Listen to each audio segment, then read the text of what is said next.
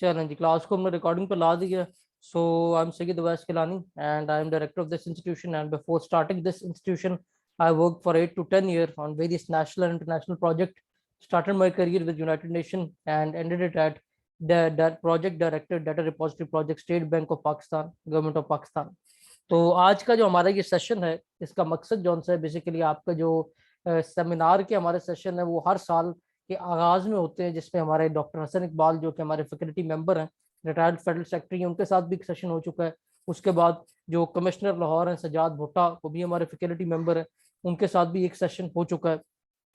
अब का जो हमारा आज का सेशन है, इसका जो बेसिक पर्पस है basically to show the way that how we are going to lead you in this institution.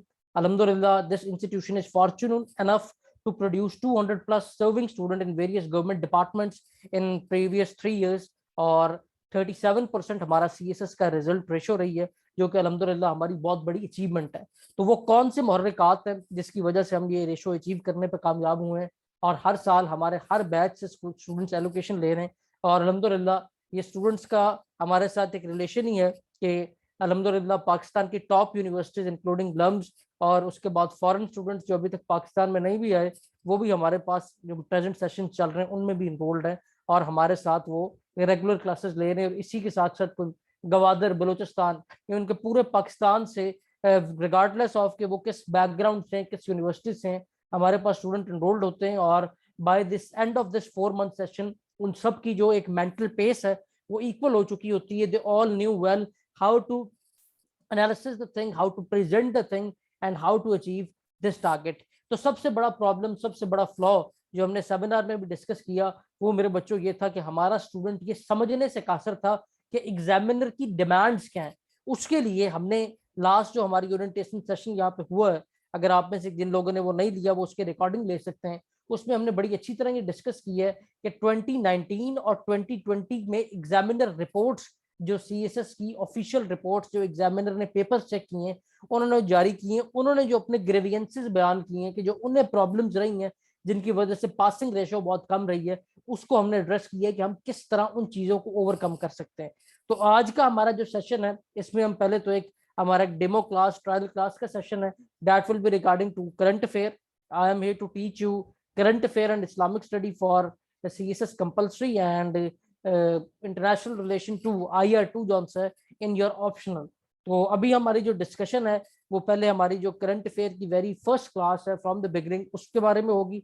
उसके बाद हम जो लास्ट पे आप लोगों के 1-on-1 सब्जेक्ट सिलेक्शन करवाएंगे, जिसमें आप लोग जितने भी न्यू एनरोल्ड स्टूडेंट हैं इनसे हम पूछेंगे कि उनका बैकग्राउंड क्या है, किस डिग्री, क्या डिग्री क्या है, उनका इंटरेस्ट क्या है, और स्कोरिंग ट्रेंड के मुताबिक उनको फिर रिकमेंड करेंगे कि उन्हें कौन सा सब्जेक्ट चूज करना चाहिए. अगर हमारे वे ऑफ टीचिंग की बात करें तो आप इस टाइम स्क्रीन पे जिस तरह देख रहे हैं, इसी तरह आपको तमाम लेक्चर्स की स्लाइड्स मिलेंगी. आज हमारा ये introduction to current affair lecture 1 चल रहा है, ठीक है. हर लेक्चर पे आपको detail descriptive you can say data हम लोग खुद प्रोवाइड करेंगे. We completely discourage this system of notes. ये जो आउटडेटेड मार्केट में नोट्स हैं, ना हमारी कोई ऐसी किताब है जिसको हम कहें कि जी आप इसको खरीद के रटा लगाएं और आप पास कर जाएंगे. और unfortunately it's a harsh reality कि जितने भी लोग आउटडेटेड मटेरियल जो से फॉलो करते हैं वो अपनी इनपुट रिड्यूस करते हैं, और एग्जामिनर फिर उनका जो है स्कोर भी वो उतना ही कम रखता है.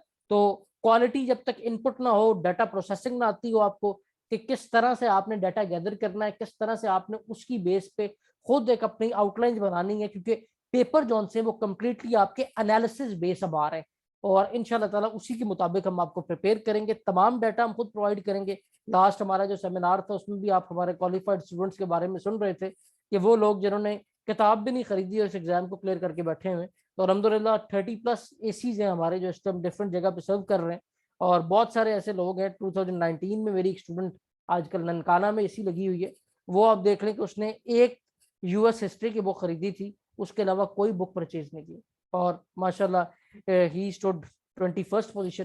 ठीक है. तो बेसिकली हमें इस पर्सपेक्टिव को समझना है, और उसके लिए आज हमारा जो फर्स्ट लेक्चर है फॉर करंट अफेयर. तो करंट अफेयर की जाने आ जाए जनाब. करंट अफेयर मेरे बच्चों, जब इसका पेपर डिजाइन किया जाता है, जो आपको सिलेबस आउटलाइन बताई गई है, उसको डिवाइड किया गया बेसिकली 3 पार्ट्स में. 1 is your national affairs, second is your regional affair, and third is international issues और international affair. Your national affairs, your national issues, जिसको आप पाकिस्तान रिलेटेड डोमेस्टिक इश्यूज कहते हैं, इनको बेसिकली 3 हिस्सों में डिवाइड किया जाता है, your political issues, economic issues और सोशल इश्यूज। अब यह मेरा आपसे सवाल है, इस टाइम इनमें से पाकिस्तान में टॉप ऑफ द लाइन कौन से इश्यूज चल रहे हैं, बताएं। अच्छा, आप लोग क्लास में ऐसे ही समझें जैसे फिजिकल क्लास में बैठे हैं। Feel free to unmute any time, जब भी आप कुछ पूछना चाह रहे हैं, यू मे आस्क। क्लास के बाद भी कुछ पूछना चाह रहे हैं, जो आपका व्हाट्सएप ग्रुप बनेगा, जो एनरोल्ड स्टूडेंट हैं उनके साथ हम लोग इन कांटेक्ट होंगे, आप जब चाहे हमसे पूछ सकते हैं। फिर लेक्चर्स की रिकॉर्डिंग आपके पास अवेलेबल होगी, ठीक है, ताकि कोई भी इशू है, कोई आपके इंटरनेट की वजह से या कईयों के जॉब्स का इशू होता है, तो आप लोग उसकी रिकॉर्डिंग सुन के कोई उसके बाद भी क्वेश्चन हो तो हमसे कंसल्ट कर सकते होंगे। जी वेरी गुड फायजा बेटा। तो अभी इस टाइम जो top of the line issues चल रहे हैं वो चल रहे हैं पॉलिटिकल और इकोनॉमिक्स। इससे पिछले साल की अगर बात करें, जब ये कोविड पेंडेमिक का टाइम पीरियड था, उस टाइम जो issue top of the line थे दैट वाज सोशल इश्यूज। तो आपने पहली बात तो ये प्रायोरिटाइज करना है कि इसमें टॉप ऑफ द लाइन कौन सा इशू है। Economic dilemma is, you can say that, जिस जो हर किसी को इफेक्ट कर रहा है, और economic dilemma is created by political instability. So we are going to focus on political and economic, you can say, coherence and interchange of these issues and their impact on our, you can say, national strategy और national agenda।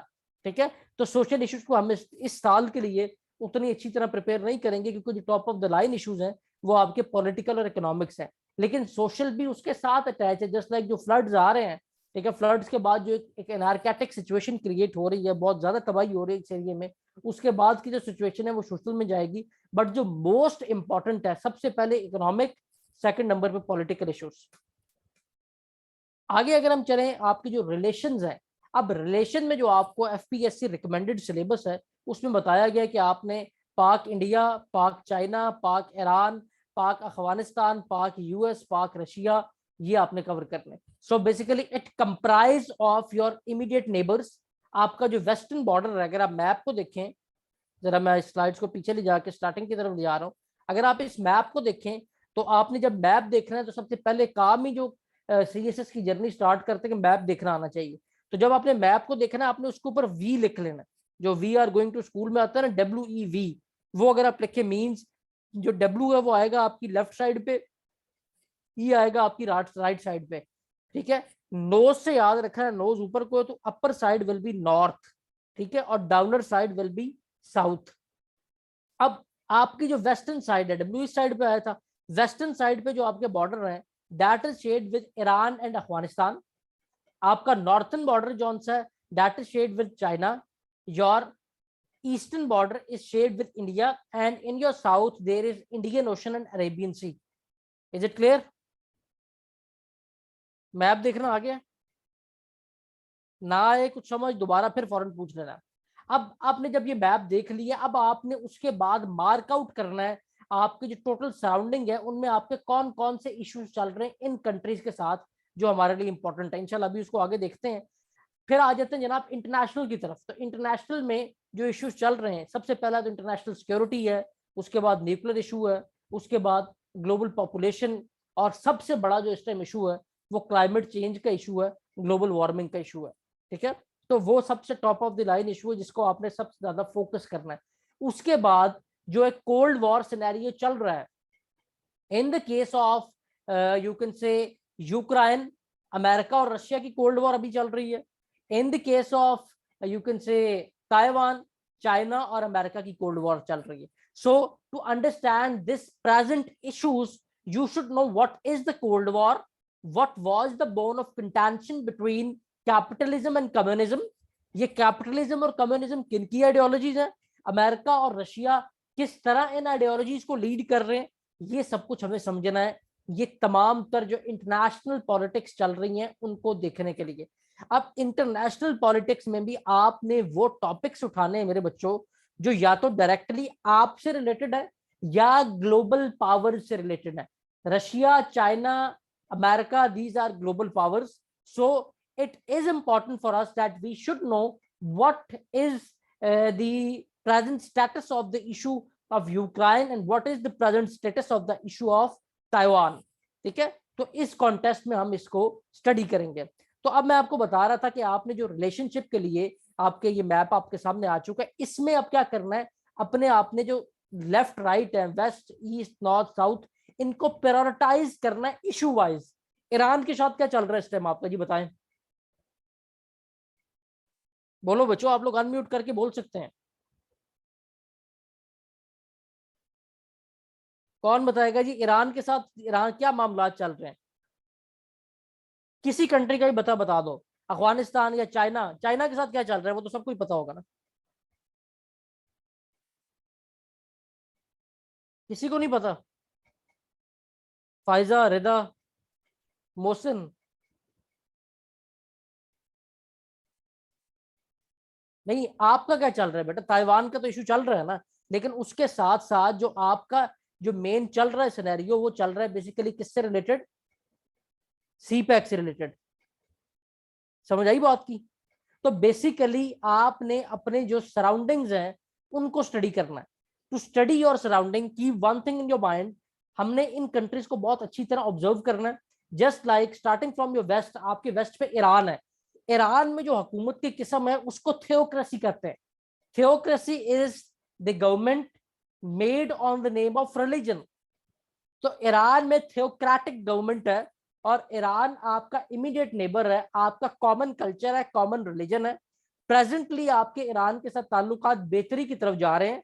आपका जो last एक landmark project था जिसको achieve नहीं किया जा सका, वो 30 पाइपलाइन था, 2010 से वो कंप्लीट है, लेकिन आप जो सैंक्शंस यूएस इंपोज कर रहा है उसकी वजह से आपने उसे परसू नहीं किया। तो ईरान के बारे में जो हमारे लिए सबसे इंपॉर्टेंट जो चीज हमें पता होनी चाहिए, वो ईरान न्यूक्लियर डील का इशू है, जिसके अंदर यूएस ने उस पर सैंक्शंस इंपोज की हुई हैं।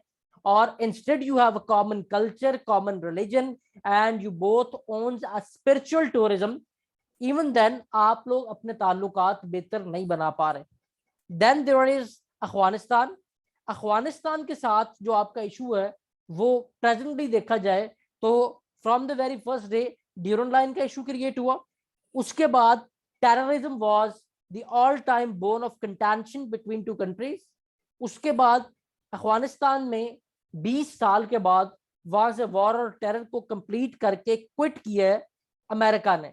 और इस क्विट करने के पीछे जो मुहर्रिकात है, हमें उसका पता होना चाहिए कि रीजन ऑफ बेसिकली के किस वजह से। Very good Pfizer, excellent. Refugees का इशू जो हमसे आपका रहा है, ठीक है। उसके बाद क्रॉस बॉर्डर टेररिज्म का इशू आपका रहा है। इसके साथ साथ अफगानिस्तान में आपके लिए अपॉर्चुनिटीज भी बहुत ज्यादा है। क्या अपॉर्चुनिटीज है? अब जैसा कि अफगानिस्तान जो सा एक इमर्जिंग कंट्री है, अभी रिसेंटली जो सा दोबारा से वो एक वॉर की एनर्केटिक सिचुएशन से निकली है, तो अब आपके पास रूम ऑफ ट्रेड बहुत ज्यादा है। अफगानिस्तान कंपैरेटिवली आपसे कम डेवलप कंट्री है, और उसके साथ साथ अफगानिस्तान एक लैंड लॉक कंट्री है। लैंड लॉक कंट्री किसे कहते हैं? एक्सीलेंट फायजा, वेरी गुड, साथ साथ चल रही है, शाबाश बेटा। Afghanistan is a land lock country. Land lock country उस कंट्री को कहते हैं जिसके चारों तरफ जमीन हो, किसी भी तरफ से बाय वाटर एक्सेस ना हो। दिस कंट्री इंक्लूडिंग, अगर आप अफगानिस्तान को देखें, जो आपका सेंट्रल एशिया है, या central Asia is an home of 12 land lock countries. इनमें से कुछ कंट्रीज डबल लैंड लॉक भी हैं, ठीक है। जस्ट लाइक अगर आप यहाँ से उठाएं तो ये छोटे छोटे जो यहाँ कंट्री, जस्ट लाइक तुर्कमेनिस्तान को उठा लें, ये डबल लैंड लॉक कंट्रीज हैं, बिकॉज उनके साथ जो कंट्री है इमीडिएट बॉर्डर पे, वो भी लैंड लॉक है। तो जो लैंड लॉक कंट्रीज हैं उनको सी एक्सेस के लिए नेबर कंट्रीज की जरूरत होती है। So the location of the Jio strategic location of Pakistan, Jio strategic का लफ्ज इस्तेमाल होता है कि आपकी जोग्राफियाई तरजीहात की वजह से, जस्ट लाइक आपके पास यहाँ पे गवादर मौजूद है, आप जो हमसे इंडियन ओशन को टच करते हैं, आप माउथ ऑफ अरेबियन सी पे बैठे हुए, इस वजह से आपकी अहमियत बहुत बढ़ जाती है इन कंट्रीज के लिए। यही वजह है कि जब अफगानिस्तान में अमेरिका ने एक्सेस करना था, even in the phase of cold war, और उसके साथ साथ जो प्रेजेंट फेज आया वॉर और टेरर का, अगर पाकिस्तान उसका साथ ना देता तो अमेरिका कभी भी अफगानिस्तान में एक्सेस नहीं कर सकता था। So again, this is the present situation with Afghanistan. Then there is China. China is an emerging economy. आपकी सबसे ज्यादा इंपोर्ट्स जो सी वो चाइना के साथ है। China shared country borders with 14 countries. Presently आपके साथ जो उनका प्रोजेक्ट चल रहा है, that is CPEC, and CPEC is itself a part of a project that is named as OBOR, One Belt One Road Initiative. OBOR, One Belt One Road Initiative. अब इस contest में चाइना इसके साथ साथ एक इमर्जिंग जॉइंट है। Taiwan के issue को भी हमने डिस्कस करना है। ताइवान के इशू में अगर आप उठा के देखें तो just because US want to hamper Chinese economic emergence, for that US is using a tool की जो साउथ चाइना सी है, जो चाइना के राइट पे है, ईस्ट पे है, ठीक है। तो ये जो आपका ये वाला एरिया यहाँ पे वो बेसिकली क्या करना चाहता है कि वो डिस्टर्ब करना चाहता है। बेटा OBOR is not a CPEC, OBOR का पार्ट है CPEC. OBOR mean one belt one road initiative. ये प्रोजेक्ट जो है बेसिकली ये चाइना से जा रहा है यूरोप, ठीक है, और ये बेसिकली 101 कंट्रीज को कलेक्ट कर रहा है। बेसिकली जो पुराना आपका ट्रेड रूट होता था, अक्सर पेपरों में सवाल आता है, जिसको आप ओल्ड सिल्क रूट भी कहते थे, सिल्क वॉर्म रूट भी कहते थे। This is basically a by land trade route, जिसको अब ओबीओआर का नाम देके एस्टेब्लिश किया जा रहा है। और जो पुराना इसका नाम था, when your subcontinent was colonised by Britisher, और यहाँ की सिल्क जौन सी थी बहुत मशहूर थी, उसको एब्स्ट्रैक्ट करके बाय रोड यूरोप लेके जाया जाता था। तो इसको उस टाइम के ऊपर जौन सा है आप इसको सिल्क रूट कहते थे, सिल्क वॉर्म रूट भी इसी को कहा जाता था। तो चाइना के साथ आपकी इंपॉर्टेंस ये है कि क्योंकि अमेरिका अब चाइना के लिए इंपेडिमेंट्स क्रिएट कर रहा है in the way of trade, कि किसी तरह चाइना की ट्रेड को नुकसान पहुंचाया जाए, चाइना की ट्रेड में रुकावटें पैदा की जाए। तो उसके बरक्स चाइना ने यहाँ पे बाय रोड एक ट्रेड रूट एस्टेब्लिश किया है to secure its oil trade and trade with Middle East and rest of Europe, ठीक है। अब इस कॉन्टेस्ट में well being of Pakistan mean the well being of China, because the dependency of China on Pakistan to secure its trade is much bigger than any country, ठीक है। तो एक तो आपका चाइना के साथ ये हो गया। उसके बाद जनाब आपके इमीडिएट नेबर में इंडिया भी शामिल है। इंडिया के साथ जो आपका इशू चल रहा है that is basically all time hot issue. क्या इशू है फायजा के अलावा भी कोई और बताए? हमारी क्लास का असूल होगा कि सब लोगों को एक्टिवली पार्टिसिपेट करने का मौका दिया जाएगा। जी हमजा बेटा बोलो। Kashmir issue. Excellent, very good. Kashmir issue ही वो इशू है जिसके ऊपर आप बहुत दफा जंग में भी जा चुके हैं। प्रेजेंटली 2019 में इंडिया में 5 अगस्त 2019 को इंडियन कॉन्स्टिट्यूशन का आर्टिकल 370 और 35A को अबॉलिश किया गया, जिसके बाद ये इशू मजीद जौन सा वो हॉट इशू बन गया, because according to the UN you can say जो उन्होंने स्टेटमेंट दी थी इसके ऊपर, this was treated as a independent property. But जब इंडिया ने अपने ये आर्टिकल 2 अबॉलिश किए हैं, इसके बाद इंडियन पीपल जौन से हैं वो कश्मीर में जाके रह भी सकते हैं, वह जमीन भी परचेज कर सकते हैं। इसके बाद ये इशू आपका दोबारा से स्टिमुलेट होना शुरू हो गया। इसके बरक्स आपने 2020 को अपना 5 अगस्त 2020 को अपना पॉलिटिकल मैप अनाउंस किया था, जिसमें आपने कश्मीर को कंप्लीटली, ये वाला जो पार्ट है इसको कंप्लीटली पाकिस्तान का हिस्सा शो करवाया था। तो ये जनाब आपका इंडिया के साथ चल रहा है। फिर आपका ये जौन सी नीचे वाली साइड है जिसको आप साउथ बॉर्डर कहते हैं, ये आपकी इस टाइम यू कैन से गोल्डन स्पैरो आपके लिए, बिकॉज यहाँ पे गवादर है। Gwadar is a deep sea port. Deep sea port उसे कहते हैं जहाँ पे आपके जो बेड़े हैं, जो समुद्री जहाज हैं, जो ये जो ट्रेड शिप्स हैं, जाके डायरेक्ट आपके बॉर्डर्स को टच करके साथ आपके लगते हैं, ठीक है। अब ये क्यों इंपॉर्टेंट है? Because your north side is touch with central Asia, जिनको आप कार्स रिपब्लिक भी कहते हैं। These are landlocked countries and you are the only source of best trade route for Central Asia and China. तो आपके जनाब ये गिरदोनवा है जिसको आपको बहुत अच्छी तरह पता होना चाहिए। अब तक किसी का कोई सवाल हो तो आप पूछ सकते हैं, कोई कंफ्यूजन, कोई चीज समझ में ना आई हो। All clear? चलें जी, गुड। उसके बाद एक पार्ट आपका आता है ऑर्गेनाइजेशंस का। ऑर्गेनाइजेशंस के बारे में डायरेक्ट भी सवाल आते हैं और इनडायरेक्टली भी क्वेश्चन वो पूछते हैं, just like role of United Nation in Kashmir issue. This is basically कि आपको यूएन का भी सारा पता होना चाहिए, उसके बाद कश्मीर इशू का भी पता होना चाहिए। तो इसमें जिन ऑर्गेनाइजेशंस को हमारा पढ़ना जरूरी है, UN in global contest, SAARC in your regional contest because it's your regional organisation. ASEAN, ये आपकी जौन सी है जो ईस्ट एशियन कंट्रीज हैं, जो चाइना के गिरदोन वहां पे 10 कंट्रीज हैं, उनकी ऑर्गेनाइजेशन है। This is important. SCO and ECO, Shanghai cooperation organisation और economic cooperation organisation, these both organization is just to strengthen the economic ties between the countries, तो इसलिए ये भी हमारे लिए इंपॉर्टेंट है। उसके बाद जनाब एक आ जाती है आपकी यूरोपीय यूनियन। तो जो यूरोपीय यूनियन है ये इंपॉर्टेंट थी किसी जमाने में, अब क्योंकि ग्रेट ब्रिटेन वाले इससे अलहदा हो गए तो इसलिए ये हमारे लिए इंपॉर्टेंट नहीं है। तो ये एक जनरल आपके पास यहाँ पे मौजूद है। अभी प्रेजेंट सिनेरियो में नेटो को हमारे लिए स्टडी करना बहुत इंपॉर्टेंट है। In contest of Ukraine, in contest of Taiwan, ये ताइवान छोटा सा नजर आ रहा है आपको, ठीक है। और यहाँ पे अगर यूक्रेन की बात करें तो यूक्रेन तकरीबन यहाँ पे जहाँ पे मेरा इस्तेमाल हो, ठीक है। इसमें जो नेटो का रोल था, जब हम इन ऑर्गेनाइजेशंस को समझेंगे उसके बाद हमें समझ आएगी कि with help of these organisation how the global politics और ग्लोबल ग्रुपिंग जौन सी है उसको जौन सा है इस टाइम फैलाया जा रहा है। तो इस सब को समझने के लिए हमें प्रेजेंटली जहाँ पे जाना पड़ेगा, हमें स्टेप फॉरवर्ड जाना पड़ेगा आने वाले 10-15 सालों के लिए भी, और बैकवर्ड जाना पड़ेगा हमें bye start of 20th century से दुनिया के मसाइल को समझने के लिए।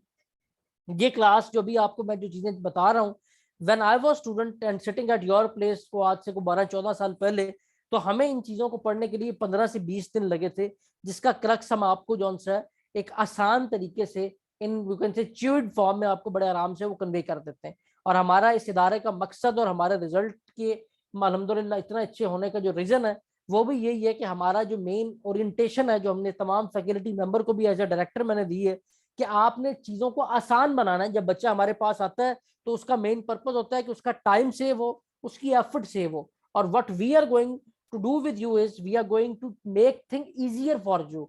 हमने आपको हर चीज आपके दिमाग में उतारनी है विथ 3 tier लर्निंग अप्रोच, जिनको यूएन वाले रिकमेंड करते हैं। और वो 3 tier अप्रोच किया कि पहले आप सुनेंगे, फिर आप उसको पढ़ेंगे, और फिर उसके बाद आप उसके ऊपर लिख के उसके क्वेश्चन अटेम्प्ट करेंगे। और एक चीज मैं यहाँ पे मेंशन कर दूं, जो चीज सुनेंगे सबसे ज्यादा इंपॉर्टेंट वो है, बिकॉज जब तक आपको क्वालिटी डाटा नहीं प्रोवाइड किया जाएगा, जब तक आपको एक इंटरनेशनल लेवल की स्टडी नहीं प्रोवाइड की जाएगी, आप कभी भी आउटडेटेड नोट्स के साथ ये इम्तिहान क्लियर नहीं कर सकते। ये बात के लिख लें। तो जनाब 20वीं सदी की जानिब चलते हैं। अगर 20वीं सदी के आगाज को उठा के देखें तो उस टाइम जो दुनिया का सिस्टम था उसको मल्टीपोलर सिस्टम कहते हैं। थोड़ी सी मैं स्लाइड्स को आगे कर रहा हूँ, फिर अभी वापस आऊंगा। या मैंने एक आपको पेज दिखाना है जिसके ऊपर ये सारा लिखा हुआ है। मल्टीपोलर सिस्टम उस सिस्टम का नाम है जब दुनिया पे एक से ज्यादा पावर्स मौजूद थी। ये जो एक से ज्यादा पावर का निजाम है जिसको मल्टीपोलर सिस्टम कहते हैं, ये आपके सामने इस टाइम मौजूद है।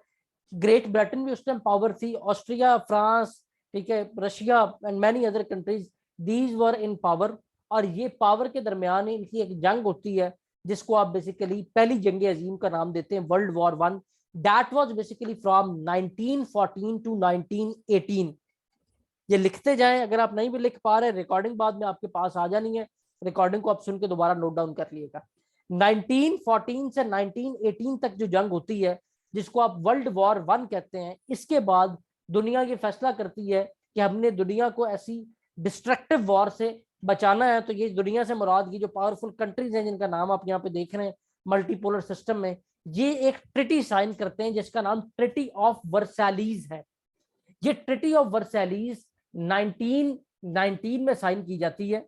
और उसके बाद एक ऑर्गेनाइजेशन का कयाम होता है जिस ऑर्गेनाइजेशन का नाम लीग ऑफ नेशन था, जिसका पर्पस ये था कि पूरी दुनिया में जो भी इनके मसाइल हैं कंट्रीज के दरमियान, वो जिस भी कंट्री का मसाइल है उसको बैठ के हल किया जाए और दुनिया को ऐसी जंग से दोबारा बचाया जाए।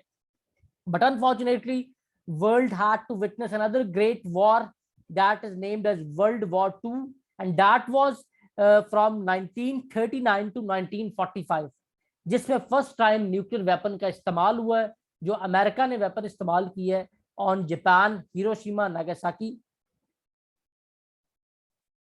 जी फायजा बेटा, इसकी रिकॉर्डिंग आप सबको सेंड की जाएगी। जो चीज मैं मेंशन कर दूं कि जितने भी आप लोग एडमिशन ले रहे हैं, हर लेक्चर के एंड पे आपको हर क्लास की रिकॉर्डिंग मिलेगी। आपने इवन अटेंड किया है या नहीं किया तब भी मिलेगी, ताकि आप उसे सुन के चीजों को जॉट डाउन कर सकते हैं, नो प्रॉब्लम। तो जनाब वर्ल्ड वॉर 2 आपकी 1939 से 1945 तक होती है। फर्स्ट टाइम उसमें न्यूक्लियर वेपन इस्तेमाल होता है जो कंट्री इस्तेमाल करता है उसका नाम अमेरिका है, जिस पे इस्तेमाल किया जाता है उसका नाम जापान है। और इस वर्ल्ड वॉर में ग्रेट डिस्ट्रक्शन होती है एज न्यूक्स जो से आपके फर्स्ट टाइम यूज होते हैं हिरोशिमा एंड नागासाकी पे। उसके बाद ये जो ऑर्गेनाइजेशन जिसका पहले पर्पस था कि जो आपस में कंट्रीज के मसाइल हैं उन्हें खुश उसलूबी के साथ बैठ के तय किया जाए, उसका क्योंकि पर्पस खत्म हो जाता है तो सिर्फ उसका नाम बदल दिया जाता है। इसी लीग ऑफ नेशन को यूएन का नाम दे दिया जाता है। और इसके बाद जो दुनिया पे निजाम आ जाता है वो आपका बायपोलर सिस्टम कहलाता है। बायपोलर सिस्टम मींस कि जितनी छोटी छोटी पावर्स है, ग्रेट ब्रिटेन है, फ्रांस है, ऑस्ट्रिया, जापान, ये सारे लोग टूट जाते हैं। दो मेन पावर्स उस टाइम जो सी ग्लोब पे बचती हैं, one was Russia and other was America. अब ये दोनों कंट्रीज के दरमियान जो जंग होती है उसका नाम है कोल्ड वॉर। और ये कोल्ड वॉर जो सी है ये जारी रहती है फ्रॉम 1945 टिल 1991। और ये कोल्ड वॉर जो सी इसका मैप अभी आपके सामने मैं स्क्रीन पे लेके आ रहा हूँ।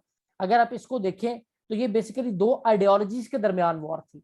One was capitalism and other was communism. Cold war हर उस जंग को कहते हैं जिसमें दो कंट्रीज जो लड़ रही हैं वो अपनी जगह पे ना लड़े बल्कि किसी तीसरी जगह पे जाके लड़ रहे हो और हर टूल यूज करें एक दूसरे को नुकसान पहुंचाने का। So the cold war was started in 1945 with ideology of capitalism and communism। Capitalism जो एजेंडा था, जो आइडियोलॉजी थी, ये यूएस की थी। इस आइडियोलॉजी उस तर्ज हुकूमत को कहते हैं, ठीक है। और कैपिटलिज्म जो सा है इसका बेसिकली ये तर्ज हुकूमत इन्होंने दिया यूएस वालों ने कि जो कैपिटलिस्टिक स्टेट होंगी वहां पे लोगों को मुकम्मल तौर पे आज़ादी दी जाएगी, फ्री विल ऑफ पीपल की इन्होंने बात की। उसके साथ साथ इन्होंने ये बात की कि जो स्टेट है वो लोगों के मुआशी मामलात में दखल अंदाजी नहीं करेगी। State will not interfere in the economic matters of any people's personal matters. सिर्फ वो आप टैक्स लेगी और अपने काम से काम रखेगी, चाहे कोई अमीर होता है या गरीब होता है। कैपिटलिस्टिक स्टेट में ये स्टेट की जिम्मेदारी नहीं है। इसके बरक्स जो दूसरी आइडियोलॉजी थी जनाब वो आपकी यूएसएसआर यानी कि रशियन ग्रुप ने दी। इनकी जो आइडियोलॉजी थी उसका नाम कम्युनिज्म था। कम्युनिज्म इनका सिस्टम ऑफ गवर्नेंस था जिसके तहत इनका ये तर्ज इन्होंने बताया कि जो कम्युनिस्टिक स्टेट्स होंगी under the umbrella of communism जो स्टेट्स होंगी वहां पे लोगों को मुकम्मल तौर के ऊपर स्टेट के इख्तियार के अंदर रहना पड़ेगा। उनकी जितने भी मुआशी मामलात हैं उनको चलाने की जिम्मेदारी भी स्टेट की होगी, लेकिन उसके बरक्स वो जो कुछ कमाएंगे, जब हद से ज्यादा कमाएंगे वो स्टेट अपने कंट्रोल में ले लेंगे। यही वजह है कि जितने भी आप बिलियनर्स का सुनते हैं, all billionaires are from this region, वो आपके सारे इधर ही बैठे होते हैं। कोई भी आपको बिलियनर इस रीजन में आपका नहीं मिलेगा। So this is basically a difference between capitalism and communism. समझ आई? कोई कंफ्यूजन इसको समझने में? All clear?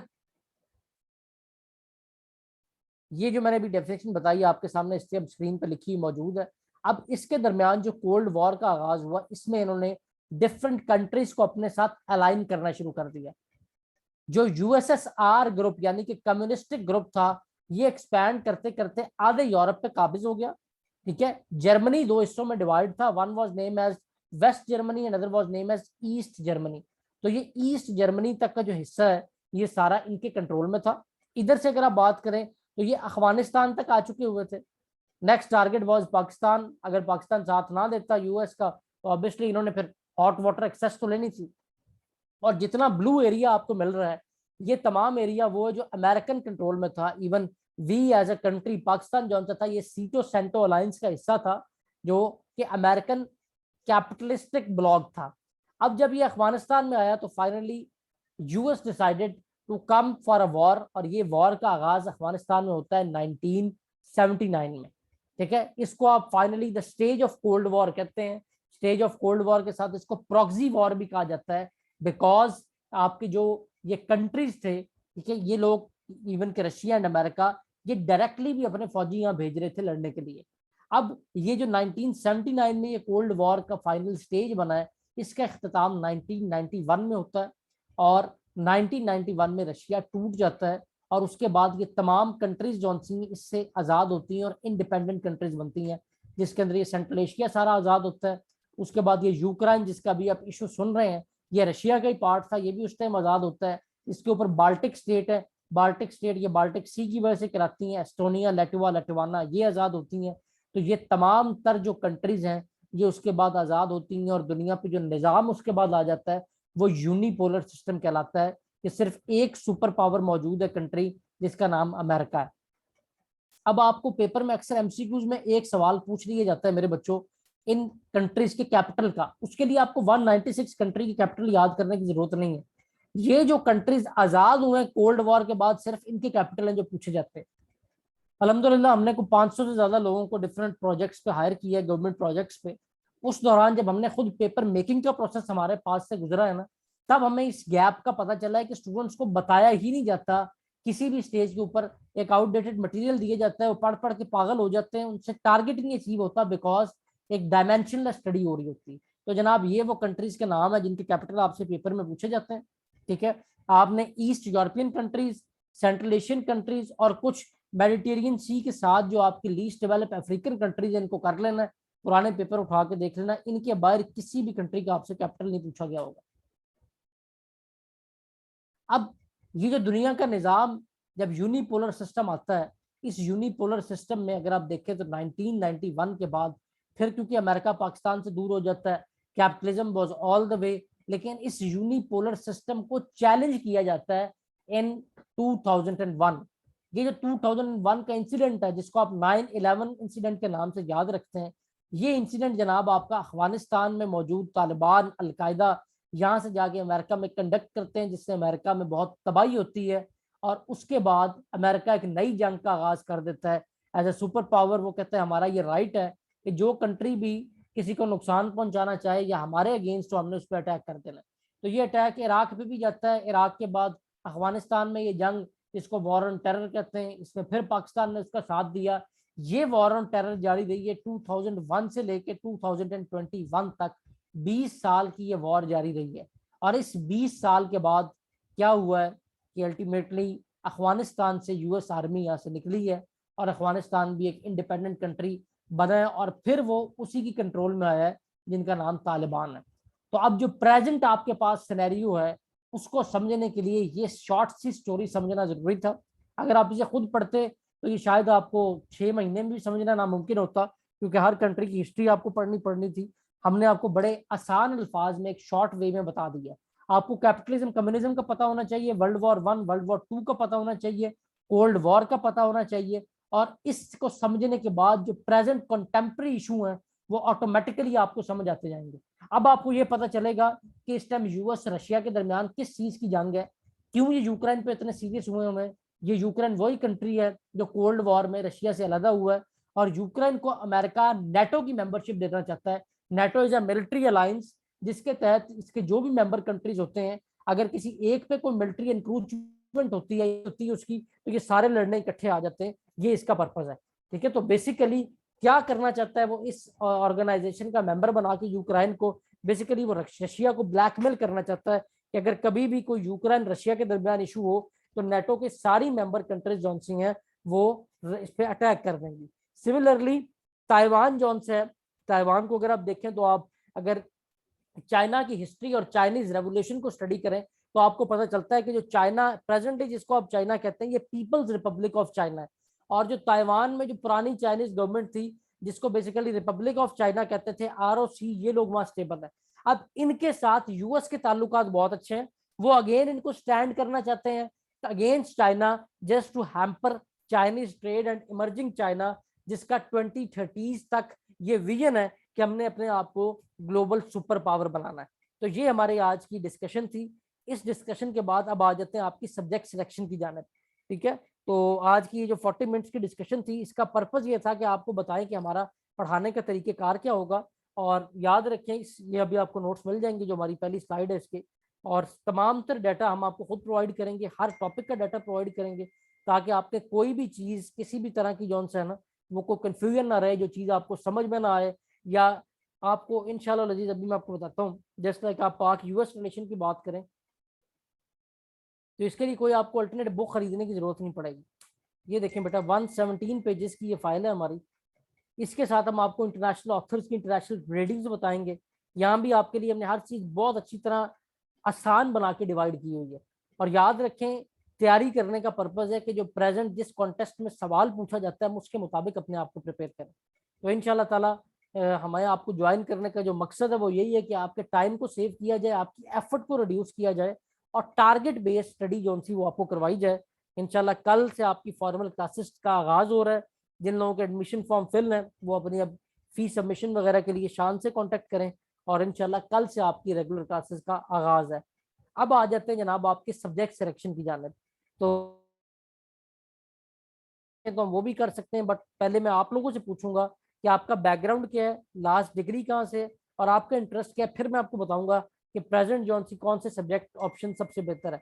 तो कम टूवर्ड्स अली मोहसिन, बेटा आप लोग अनम्यूट कर सकते हैं और यहाँ पे बोल सकते हैं, लिख के बताना चाहें लिख के ही बता सकते हैं।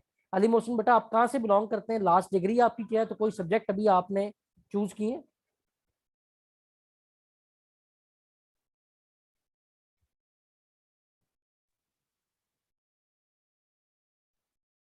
जी जी हमजा आप बता दें, बारी बारी बोलते जाए बच्चों।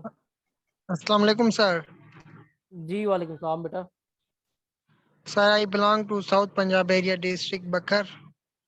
Okay I am doctor by profession. I have done Doctor of Physical Therapy from GC University Faisalabad. Good. और आपने कुछ सब्जेक्ट अभी तक फाइनलाइज किए हैं? सर मैं तकरीबन मतलब जब थर्ड ईयर में था अपनी डिग्री के तब से हल्की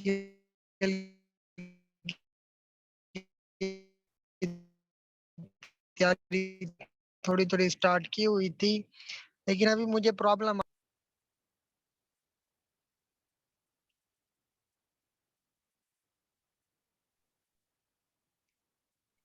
हमजा बेटा तो अभी तक आपने जो ऑप्शनल को फाइनल किए हैं?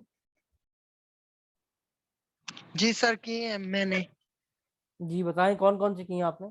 सर मैंने सर पंजाबी की है, ठीक है एग्रीकल्चर एंड फॉरेस्ट्री, ठीक है गवर्नेंस एंड पब्लिक पॉलिसीज। वो नहीं रखना। ठीक है सर। सर आगे? लेकिन मैं कंफ्यूज हूँ अभी, पॉलिटिकल साइंस और आईआर में कंफ्यूजन है मुझे, ये और कंफ्यूजन मैं भी दूर कर देता हूँ।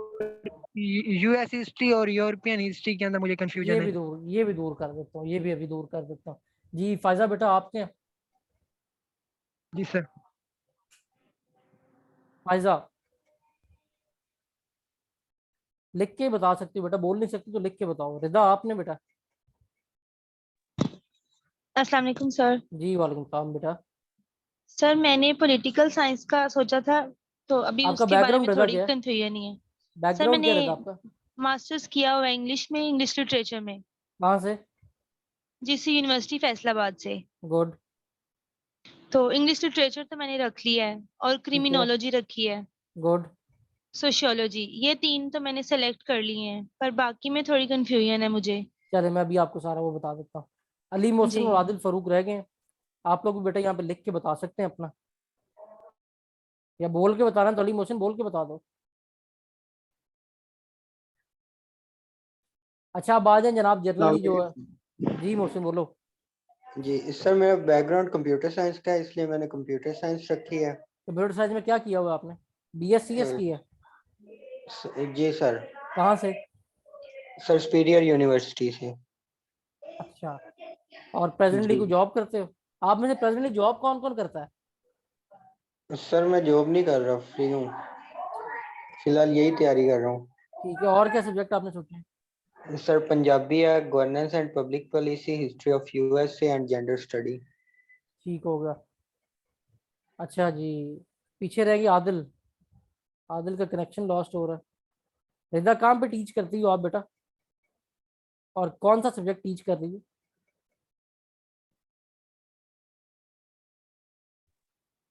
सर मैं इंग्लिश पढ़ाती हूँ प्राइवेट स्कूल में, 6 to गुड 10 तक। गुड, यानी कि आप इंग्लिश के साथ अटैच हैं ओवरऑल अगर देखा जाए तो। ये तो आपके जी इंग्लिश के तो आपको बहुत ज़्यादा ये फेवरेबल रहेगा आपके लिए। अब अगर हम जी बात करें इस ग्रुपिंग की, जो आपके ऑप्शनल सब्जेक्ट की आपके सामने स्क्रीन पे खुली हुई है। कंपलसरी सब्जेक्ट तो बेटा आप सबको पता ही है। और जो ऑप्शनल सब्जेक्ट हैं अगर हम इनमें देखें तो ग्रुप नंबर 1 में जो हमारे पास दो सब्जेक्ट हैं, एक पॉलिटिकल साइंस और एक IR है।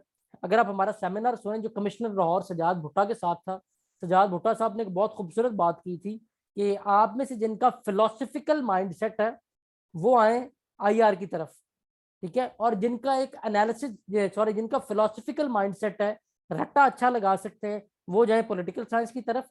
जिनका एनालिसिस अच्छा है वो आईआर की तरफ आए, ठीक है। तो एनालिसिस के बगैर सीएसएस आज के दौर में मुमकिन नहीं है। आईआर को मैं इसलिए प्रेफर करता हूँ, ये नहीं कि मैं पढ़ाता हूँ इसलिए, आईआर 2 और करंट अफेयर सेम है। आप अगर ये एक सब्जेक्ट को डबल टाइम दे लें तो आप ऑब्वियसली आपके 300 नंबर प्रिपेयर हो जाते हैं, यानी कि आईआर तो प्रिपेयर होता ही होता है, साथ करंट अफेयर भी प्रिपेयर हो जाता है, ठीक है। तो इसमें आपको ये एक एज इसमें है। उसके बाद आ जाते हैं ग्रुप नंबर 2 में। ग्रुप नंबर 2 में बेटा ये सब्जेक्ट सिर्फ उन लोगों के लिए जिनका बैकग्राउंड है, जिनका बैकग्राउंड नहीं है वो इसको चूज ना करें। हमजा आपको ही बेटा मैं कहूंगा ये जो कंप्यूटर साइंस इतनी आसान नहीं है सीएसएस की। आप इसकी आउटलाइन खोल के देखें, अगर तो आउटलाइन आपको लग रही है कि इस पे आपकी ग्रिप है, बगैर तैयारी के भी आप कर सकते हैं, फिर आप इसको परस्यू करें, नहीं तो कंप्यूटर साइंस ना रखें। अगर नए सिरे से पढ़ना है तो दो ही ऑप्शन है, आईआर और पॉलिटिकल साइंस। इस ग्रुप में जिसका बैकग्राउंड नहीं है उसके लिए कोई ऑप्शन नहीं है। फायजा जिस तरह आपका इसका एमएस आपका केमिस्ट्री में है, मेरा कंप्यूटर नहीं था। वो आप देख लें सिर्फ आके कि अगर आपको कंप्यूटर साइंस के साथ है कि इतनी आपको आउटलाइन उसकी समझ आ रही है, फिर आप उसको चूज करें, आपके लिए सर स्कोरिंग मेरा नहीं होगा। है कंप्यूटर साइंस का किसका है? बैकग्राउंड। अली मोहसिन का है? सर मेरा बैकग्राउंड नहीं है तो कंप्यूटर साइंस किसी का। एक ने भी कहा था ना कंप्यूटर साइंस का, बिल्कुल अली मोहसिन ने कहा था। बस फिर अली मोहसिन आप बगैर पढ़े कर सकते हैं, तो फिर ये आपके लिए बेस्ट है। फिर जनाब आ जाते हैं आपके ग्रुप नंबर 3। इस ग्रुप नंबर 3 में से टाउन प्लानिंग और गवर्नेंस एंड पब्लिक पॉलिसी ये आपने नहीं रखनी।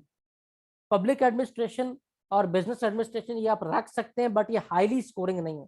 इसके बरक्स अगर आप इस ग्रुप की तरफ आए, इसकी जगह सॉरी ग्रुप नंबर 3 को अगर आप पूरा स्किप कर दें, तो ग्रुप नंबर 5 से आप जेंडर स्टडीज रखें, बहुत अच्छी ऑप्शन है, ठीक है। जिस तरह रिदा है, रिदा का तो ठीक है कि वो इंग्लिश लिटरेचर सब्जेक्ट प्रिपेयर है, अदरवाइज आप जेंडर स्टडीज रखेंगे 80 स्कोर तक आपको दे जाती होती है। ग्रुप नंबर 4 में बेटा अभी जो आएंगे इसके डीएमसी, उसके बाद हम फैसला करेंगे कि यूएस हिस्ट्री की तरफ जाना है या यूरोपियन हिस्ट्री की तरफ जाना है। यूएस हिस्ट्री कंपैरेटिवली छोटी है, कम टाइम लेती है, और हम इसको थोड़े टाइम में अच्छी तरह से कवर कर सकते हैं। फिर जनाब ये लॉ ग्रुप का सब्जेक्ट है, इसमें से क्रिमिनोलॉजी आप में जिन्होंने चूज की बहुत अच्छा है, जिन्होंने नहीं की वो भी कंसिडर करना चाहें तो यहाँ से क्रिमिनोलॉजी कर सकते हैं, बिकॉज क्रिमिनोलॉजी यहाँ पे ऐसा सब्जेक्ट है जिसको आप इजीली कवर अप कर सकते हैं। इंडो पाक हिस्ट्री फायजा बिल्कुल रिकमेंडेड नहीं है, क्योंकि ये बहुत लेंथी है, और जितना टाइम आपने इसको देना है उससे बेहतर है कि आप किसी और सब्जेक्ट को दें, वो आपके 2 सब्जेक्ट उतनी देर में प्रिपेयर हो जाए। ग्रुप नंबर 7 में आपके पास जो एक ऑप्शन बचती है जो दी बेस्ट है, वो तो लैंग्वेज ही है। वो चाहे पंजाबी है, पश्तो है, सिंधी है, जहाँ से भी आप बिलोंग करते हैं, लैंग्वेजेस से बेस्ट कोई ऑप्शन नहीं है, ठीक है। अगर आप लैंग्वेज को अच्छी तरह से कर लेते हैं, पंजाबी पिछले बैच को मैंने खुद पढ़ाई है, मेरे जो स्कोर था पंजाबी में वो 83 था, ठीक है। अगर आप पंजाबी को अच्छी तरह से कर लेते हैं तो आप इसमें आराम से 70+ जा सकते हैं, ठीक है। अदर देन डैट आपके पास यहाँ पे जो ऑप्शन अच्छी बचती है वो सोशियोलॉजी है, ज्योग्राफी अच्छी ऑप्शन नहीं है। ज्योग्राफी जब हमारा टाइम था सीएसएस का तब 200 नंबर का थी, अभी ये वही सिलेबस है सारा, और अभी इन्होंने 100 नंबर का कर दिया। सो बहुत लेंथी है, बहुत टाइम टेकिंग है, तो ज्योग्राफी आपने ऑप्ट नहीं करनी अगर आपका बैकग्राउंड नहीं है और आपने उसको नए सिरे से प्रिपेयर करना है। उसकी जगह आप सोशियोलॉजी और रिदा आप भी पंजाबी को तरजीह दें, आप भी फैसलाबाद से बिलोंग करती हैं, तो कोई ये डिफिकल्ट सब्जेक्ट नहीं है। तो ये जनाब आज की डिस्कशन है। अब कोई आपका सवाल हो तो आप लोग पूछ सकते हैं। सर ग्रुप नंबर 6 में जो कॉन्स्टिट्यूशनल लॉ है इसके बारे में आपकी क्या राय है? अली मोहसिन अगर तो लॉ का बैकग्राउंड था, देखें मेरे टाइम के ऊपर जब मैंने पेपर दिए थे तब इंटरनेशनल लॉ बड़ा अच्छा सब्जेक्ट था, कॉन्स्टिट्यूशन लॉ भी रखा जाता, ये नंबर नहीं देते आप ये सब्जेक्ट। देखिए आप एफर्ट भी करें और नंबर ना आए तो फिर फायदा नहीं है। क्रिमिनोलॉजी वो सब्जेक्ट है जो नंबर दे रही है इसके ऊपर। हमने 3 चीजें देखनी है, आपका इंटरेस्ट, आपका बैकग्राउंड और स्कोरिंग ट्रेंड, सबसे ज्यादा वो देखना है जिसमें स्कोर अच्छा आता हो। और सर टोटल सब्जेक्ट कितने रखने हैं हमने, मतलब basically- जियोलॉजी रख सकते हैं वो सेकंड ग्रुप से? बेसिकली आपने करना क्या बेटा, आपने अपने ना 600 नंबर पूरे करने हैं, और आप इनमें से किसी भी ग्रुप में जो ये पहले वाले एक से ज्यादा सब्जेक्ट नहीं रख सकते, ठीक है। मतलब 2 सब्जेक्ट एक ही ग्रुप में आप नहीं रख सकते। जस्ट लाइक ये 200 नंबर वाले ग्रुप है, जी तो यहाँ से ठीक। आप एक सब्जेक्ट उठाएंगे, अगर आप 2 उठा रहे हैं यहाँ से 200 नंबर पूरा करने के लिए, तो आप दोनों भी रख सकते हैं, अप्लाइड मैथ, प्योर मैथ। लेकिन जो ये 100 नंबर वाले ग्रुप है, इनमें से आपने एक सब्जेक्ट एक ग्रुप में से रखना है। पूरे ग्रुप को भी आप अगर आप जस्ट लाइक आप अगर यहाँ से कोई सब्जेक्ट रख रहे हैं तो ग्रुप 3 को पूरा स्किप करना चाहें तो वो भी कर सकते हैं आप। सर तो सर टोटल इस तरह तो 5 सब्जेक्ट बनेंगे हमारे, लेकिन 5 मार्क्स सब्जेक्ट 600 हो जाते हैं, तो फिर वेरी गुड 5 ही मार्क्स, ठीक होंगे। जी बिल्कुल 5 सब्जेक्ट बनेंगे। एक सब्जेक्ट जस्ट लाइक आपका IR है या पॉलिटिकल साइंस है, वो आपका 200 मार्क्स में होगा, बाकी सब 100 में होंगे। तो 5 सब्जेक्ट्स होंगे, लेकिन और पेपर उसके 6 ही बनेंगे, क्योंकि IR जो है उसके 2 पार्ट हैं, IR 1 और IR 2। पॉलिटिकल साइंस की भी ऐसी 2 पार्ट है। जी, और सर सोशियोलॉजी कैसा सब्जेक्ट है अगर रखना सोशियोलॉजी हो अच्छा लास्ट सब्जेक्ट वाले है, ग्रुप? अच्छा सब्जेक्ट है, लेकिन कंपैरेटिवली पंजाबी जितना स्कोरिंग नहीं है। जिन लोगों की पंजाबी में बेस नहीं भी है, वो भी इसको 10 से 15 दिन जी में कवर कर सकते हैं। सही। सर जैसे ना ये आउटलाइन देखें, अगर गो थ्रू करें हम तमाम सब्जेक्ट्स की, तो जैसे वो define public and policy outline में वो लिखा हुआ है। अगर हम ट्रेडिशनल बुक को ही फॉलो करते हैं तो उन्होंने पूरे वही से एक छोटा सा टॉपिक है, गवर्नेंस एंड पब्लिक पॉलिसी या जेंडर स्टडी क्या है, उसको उन्होंने 150 से 200 सफ़ों पे जनाब फैलाया हुआ है। तो सर वो आप बताएं कि वो पढ़ने की जरूरत तो नहीं है, बंदा देखिए, एक मैं बेसिक पहली कॉन्सेप्ट चीज ही तो ले मोशन ले ये कि ये मेंशन क्या की, है पहली बेसिक। मैंने चीज ये मेंशन की है कि बेटा आउटडेटेड मटेरियल से बचना है। कई इदारे आपके ऐसे हैं कि कई क्या हर बंदा गाइड्स के पीछे भागता है। अल्हम्दुलिल्लाह हमारे स्टूडेंट्स के साथ आपका सेशन हो चुका है, हम लोग कंप्लीटली डिस्करेज करते हैं गाइड्स को। उनसे आपको जीरो, जो से कहते हैं ना, कतरी के बराबर भी फायदा नहीं होने वाला। ठीक है, उल्टा वो आपके जो उनसे स्कोर को वो ओवरऑल कम करेंगे, बिकॉज जो एग्जामिनर है वो देख के अंदाजा लगा लेंगे कि आपने किस गाइड से प्रिपेयर की है। ये सिलेबस में आपके सामने खोल रहा हूँ स्क्रीन पे इस टाइम। ठीक है, या तो आपने इनकी रिकमेंडेड बुक्स को उठाना है, लेकिन सबसे बड़ा सोर्स जो आपके पास इस टाइम है वो मेरे बच्चों आपके पास गूगल का है। अगर आपको सही तरह लीड किया जाए, जो डाटा आपको सारा हम खुद देंगे, उसके साथ आपको बताएंगे कि आप ये टॉपिक को इस तरह पढ़ें, उसके बाद आपको किसी आउटडेटेड गाइड की जरूरत नहीं रहेगी।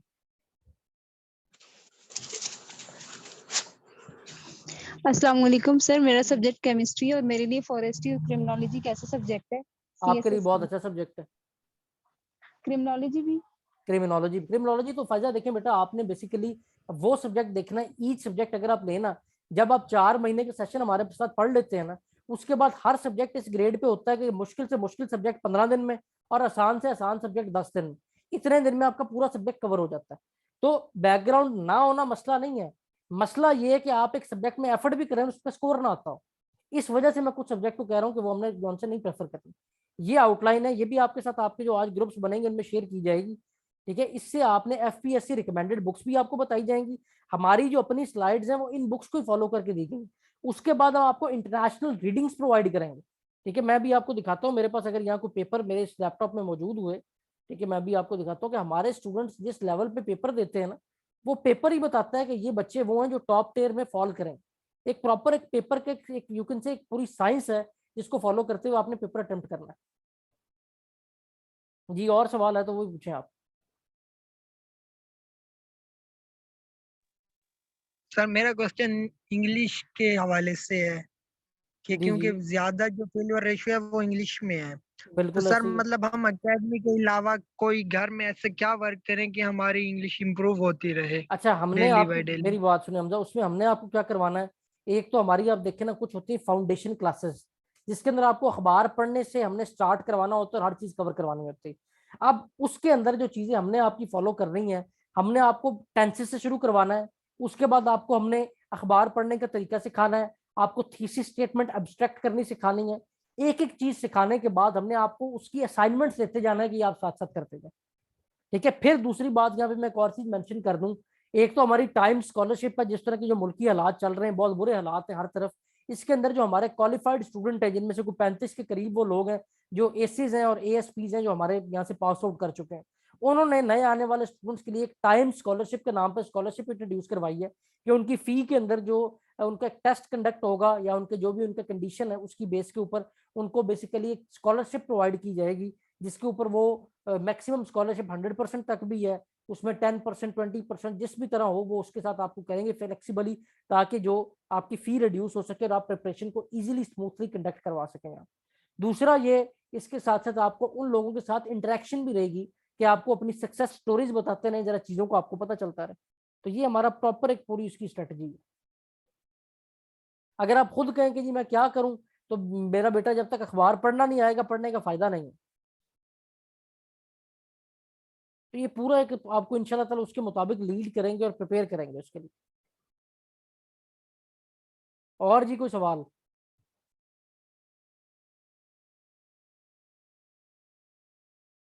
कोई सवाल नहीं जी? आप लोगों के, मेरे बच्चों, व्हाट्सएप ग्रुप क्रिएट होंगे, ठीक है। उसके साथ साथ आपको तमाम तरह जो आपके टाइम टेबल हैं वो वीकली प्रोवाइड किए जाएंगे। मुस्लिम लॉ के बारे में बेटा, मुस्लिम लॉ भी जो हमसे लेंथी ज्यादा है और स्कोरिंग कम है, और इससे बेहतर क्रिमिनोलॉजी है इस ग्रुप में। किसी जमाने में इंटरनेशनल लॉ होता था, अब सिर्फ वहां जो ऑप्शन है आपके पास वो क्रिमिनोलॉजी की बचती है।